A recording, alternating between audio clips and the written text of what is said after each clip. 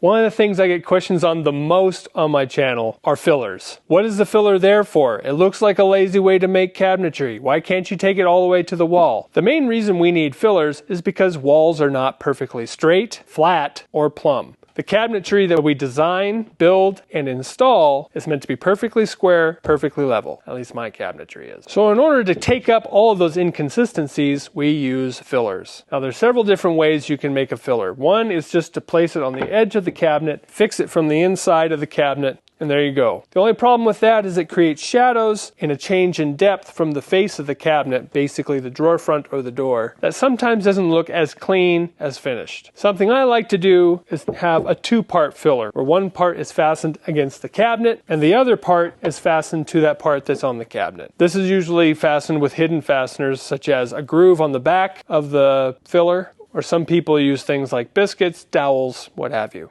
When I make my cabinetry, I make it so that this piece is fixed onto the cabinet, this one is loose. When I get to the job site, I will place this close to the wall, and then I will trace the shape of the wall to the filler and cut it so it perfectly fits. It is not abnormal to have fillers that have to be cut a difference of 1/4 inch over the width of the top to the bottom. Which brings us to a new problem, which is how wide should you make your fillers? I like to make all of my fillers 1.5 inches wide. Mostly because 1/4 inch over the width of a filler that's 1.5 inches is harder to perceive than a narrower filler. This filler has a 1/4 inch variance. It's 1.5 inches at the top, 1.25 inches at the bottom. You can kind of tell, but it's hard to perceive. This is a 3/4 inch filler with a difference of 1/4 inch from the top to the bottom. 1/2 inch at the bottom, 1/4 at the top. That is glaringly obvious that the wall is out of plumb. Now here's one just for fun. A 3-inch filler, 3 inch at the top, 2 3/4 width at the bottom. It's almost imperceptible that there's a difference in width from top to bottom of this filler.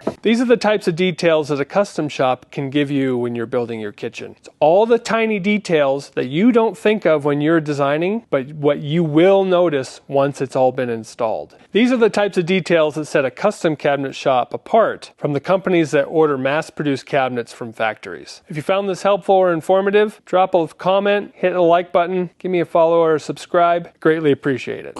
Okay.